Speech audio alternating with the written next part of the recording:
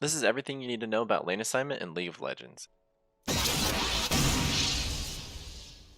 So the reason the ADC and the support go bot lane instead of mid or top is because the mid and top towers are fortified for the first 5 minutes of the game, meaning they take 50% reduced damage from all sources for that time. And normally what that ends up leading to is a bot lane tower will fall first unless Rift was used mid or top, because they're getting plate damage a lot earlier into the game, and that will lead to the first rotation of the game.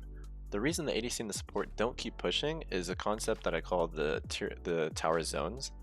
So I've mapped them out a little bit. It's basically between the tier 1 towers is zone 1, tier 2 between tier 1 and tier 2 towers zone 2, and then tier 3 is zone 3.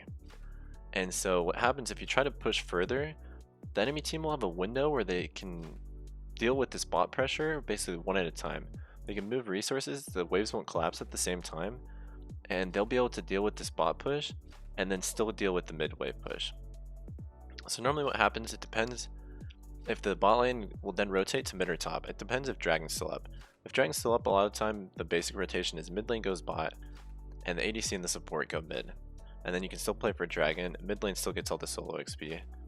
And the enemy team can rotate, or they can deal with this with either keeping the ADC bot alone and then the support and the mid lane are laning together, but then the mid laner is getting reduced XP, which is, it's more important that the mid laner gets XP or solo XP than the ADC.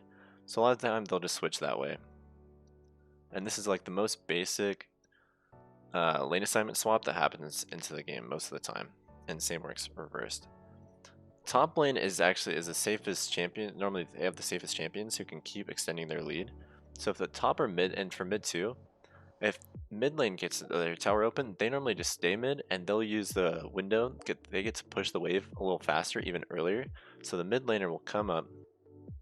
They can start clearing the wave all the way up here a lot of the time. And so they get this wave in really early, and they can then rotate down and then try to dive and just get really efficient roams off without missing anything mid. And so that's normally the play for mid lane. So a lot of time that doesn't lead to rotation. Top lane can the same thing, and top can even try to go for the tier 2 towers. Mid can actually as well. It's a lot safer to do it that way. It's a lot harder when the support can roam around. And then if the dragon is down, then bot lane will normally go to top lane. And then here comes another basic rule, is that you always want to have your strongest split pusher across on the opposite side of the objective.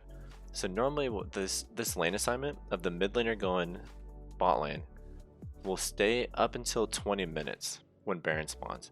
After 20 minutes, normally the top laner then outscales the mid laner, and the mid laner will become weaker, and mid lane will actually either stay mid because normally they have better wave clear, and the ADC and support, they're clearing the top wave. So past 20 minutes, this is generally the main lane assignment that goes on through the game. Or mid will clear top, and the ADC and support will be mid. One of these two is generally it. And then another thing that you have to be really careful around, like around 1 minute, if you're the mid laner and you're playing bot, is just all the dragon timings. Because again, you're trying to play aggressively. This tower is normally open, right? If you play up here and it's a minute before dragon, their whole team's going to be setting up for dragon around a minute beforehand. So it's really easy for them to collapse on you. So during that 1 minute, you're on weak side, and a lot of time if you don't have TP, you're just playing safe for that whole minute until dragon's down, and then you can start playing really aggressive again, and then you can get this wave pushed in, either rotate mid, try to look for a flank, play for the jungle, or just play for the bot tower, or look for a dive on bot.